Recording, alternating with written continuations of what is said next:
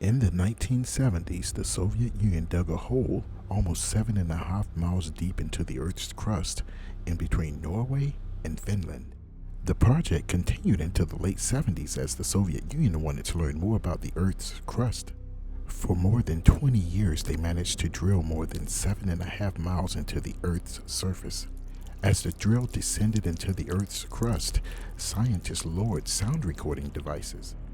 A heat-resistant microphone along with other sound recording instruments were lowered to record the sound.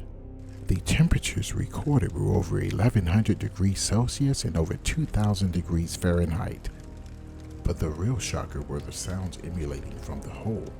While almost 7.5 miles into the Earth's crust, they were hearing sounds that were horrific and unexplainable.